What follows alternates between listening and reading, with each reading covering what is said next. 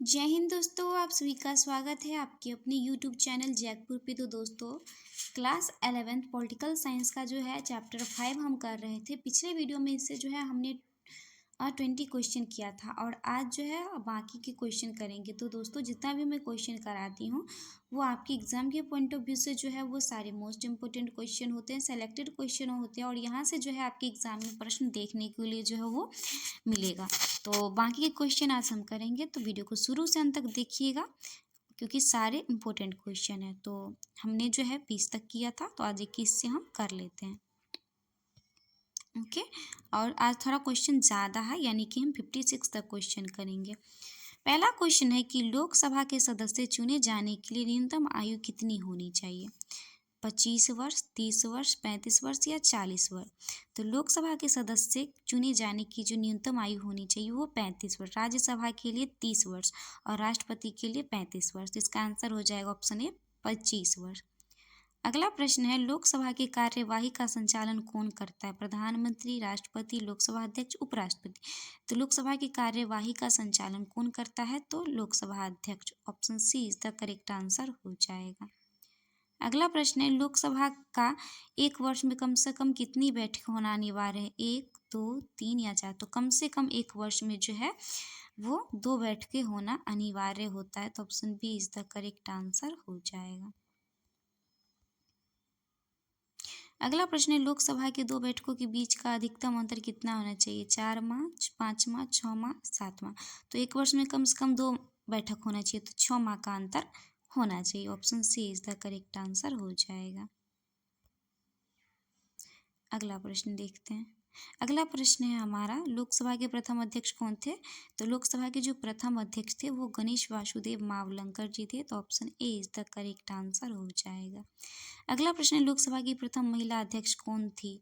नजमा हेपतुल्ला, मीरा कुमार, जयललिता, प्रतिभा पाटिल? तो प्रतिभा पाटिल तो देश की प्रथम महिला राष्ट्रपति थी और लोकसभा की प्रथम महिला अध्यक्ष मीरा कुमार थी। तो ऑप्शन आपका B is the correct answer हो जाएगा।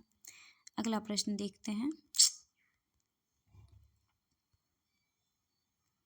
लोकसभा का गठन राष्ट्रपति द्वारा कितने वर्ष के लिए किया जाता है? 4 वर्ष, 5 वर्ष, 6 वर्ष या 7 वर्ष? तो 5 वर्ष के लिए किया जाता है लोकसभा का गठन। Option B is the correct answer हो जाएगा। अगला प्रश्न है, लोकसभा का प्रतिनिधित्व करता है राज्य का, जनता का, दोनों का, इनमें से कोई नहीं?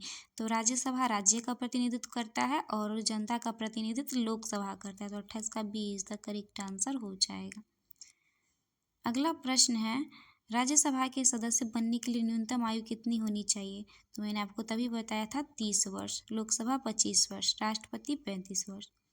अगला प्रश्न है, लोकसभा तथा राज्यसभा की संयुक्त बैठक कौन बुलाता है? तो बुलाते हैं राष्ट्रपति और उसकी अध्यक्षता करते हैं लोकसभा अध्यक्ष, याद रखिएगा।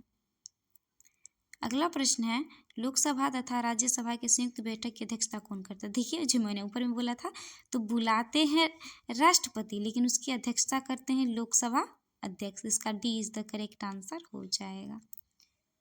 अगला प्रश्न है, लोकसभा कौन सा सदन है? प्रथम सदन, द्वितीय सदन, उपयुक्त में से दोनों, इनमें से कोई?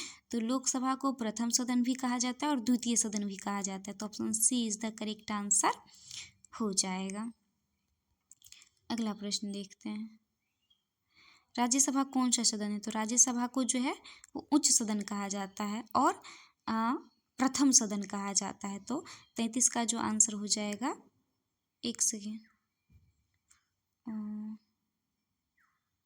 सॉरी, उच्च सदन कहा जाता है। तो option A is the correct answer हो जाएगा। अगला प्रश्न है, लोकसभा प्रतिनिधित्व करता है जनता का, रिपीटेड क्वेश्चन है। 35 नंबर क्वेश्चन है, राज्यसभा के 12 सदस्यों को राष्ट्रपति किस आधार पर मनोनीत कर दें? तो देखिए, राज्यसभा में जो है राष्ट्रपति 12 सदस्यों को मनोनीत करते हैं साहित्य, विज्ञान, कला, समाज सेवा, खेल इत्यादि के क्षेत्र में उत्कृष्ट कार्य के आधार पर जो व्यक्ति होते हैं उन्हें करते हैं। अगला प्रश्न देखते हैं, संसद किसकी अनुमति से राज्य सूची के विषय पर कानून बनाता है? लोकसभा, राज्यसभा, लोकसभा, राज्यसभा, राष्ट्रपति? तो किसकी अनुमति से बनाता है? तो भी राज्यसभा की अनुमति से।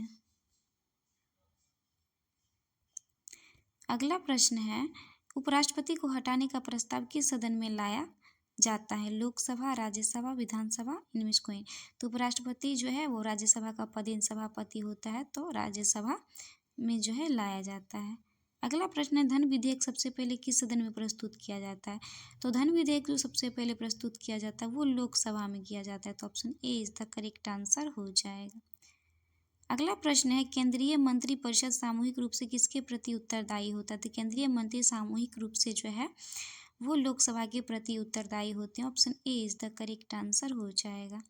अगला प्रश्न है, प्रस्तावित कानून के कच्चे प्रारूप को क्या कहा जाता है? तो प्रस्तावित कानून के कच्चे प्रारूप को जो है वो विधेयक कहा जाता है। क्या कहा जाता है? विधेयक।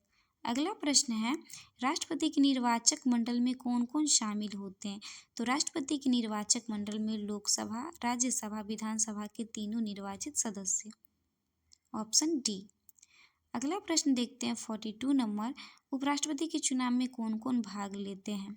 तो लोकसभा एवं राज्यसभा के सभी सदस्य, option A is the correct answer हो जाएगा। अगला प्रश्न है, राष्ट्रपति अपना त्यागपत्र किसे सौंपते हैं? तो राष्ट्रपति जो अपना त्यागपत्र है वो उपराष्ट्रपति को सौंपते हैं। किसे सौंपते हैं? उपराष्ट्रपति को।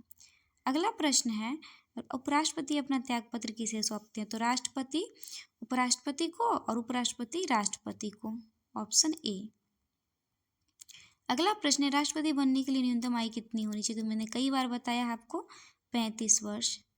अगला प्रश्न, उपराष्ट्रपति बनने के लिए न्यूनतम आयु कितनी होनी चाहिए? तो राष्ट्रपति रहे या उपराष्ट्रपति रहे, दोनों के लिए 35 वर्ष अनिवार्य होना जरूरी है, न्यूनतम आयु। अगला प्रश्न है, राष्ट्रपति किस अनुच्छेद के तहत अध्यादेश जारी कर सकते हैं? अध्यादेश एक अस्थायी कानून होता है और इसे राष्ट्रपति अनुच्छेद 123 के तहत जारी करते हैं। अगला प्रश्न है, राष्ट्रपति किस अनुच्छेद के तहत उच्चतम न्यायालय से राष्ट्रीय महत्व के विषय पर परामर्श मांग सकता है? तो ये अनुच्छेद 143 के तहत जो है राष्ट्रपति उच्चतम न्यायालय से जो है राष्ट्रीय महत्व के विषय पर परामर्श मांग सकता है, लेकिन उसको मानने के लिए बाध्य नहीं होता है। प्रधानमंत्री को कौन नियुक्त करता है? तो प्रधानमंत्री को कौन नियुक्त करते हैं? तो राष्ट्रपति करते हैं। अगला प्रश्न है, केंद्रीय मंत्रिपरिषद में विभागों का बंटवारा कौन करता है? केंद्रीय मंत्रिपरिषद में विभागों का बंटवारा जो है प्रधानमंत्री करते हैं। अगला प्रश्न है, केंद्रीय कैबिनेट मंत्रियों की बैठक की अध्यक्षता कौन करता है? तो केंद्रीय कैबिनेट मंत्रियों की बैठक की अध्यक्षता प्रधानमंत्री करते हैं। कौन करते हैं? प्रधानमंत्री।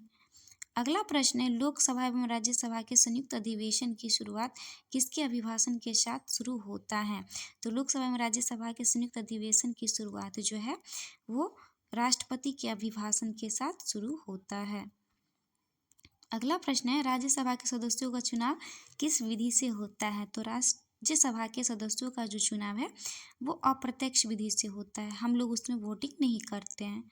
अगला प्रश्न है, राज्यसभा के सदस्यों के चुनाव में कौन भाग लेते हैं? तो राज्यसभा के चुनाव में जो है विधानसभा के सदस्य भाग लेते हैं। अगला प्रश्न है, संयुक्त राज्य अमेरिका के द्वितीय सदन को क्या कहते हैं? तो वहाँ का हाउस संयुक्त राज्य अमेरिका सीनेट होता है और हाउस ऑफ जो है, अच्छा द्वितीय सदन को पूछ रहा है तो सीनेट कहा जाता है। क्या कहा जाता है? सीनेट। अगला प्रश्न है, उत्तर प्रदेश में राज्यसभा की सीटों की संख्या कितनी है? तो उत्तर प्रदेश में राज्यसभा सीटों की जो संख्या है वो आपका 37 है। कितना है? 37 है। अगला प्रश्न देखते हैं, इस वीडियो का लास्ट और आखिरी क्वेश्चन। राज्यसभा में किसी भी राज्य को प्रतिनिधि किस आधार पर दिया जाता है? जनसंख्या के आधार पर, क्षेत्रफल के आधार पर, जनसंख्या और क्षेत्रफल के आधार पर, इनमें से कोई नहीं। तो राज्य में किसी भी राज्य को प्रतिनिधि जो है वो दिया जाता है जनसंख्या के आधार पर, तो option A is the correct answer हो जाएगा। आई होप आपको वीडियो पसंद आए तो प्लीज़ वीडियो को लाइक करके चैनल को सब्सक्राइब जरूर कर लीजिएगा। Thanks for watching the video.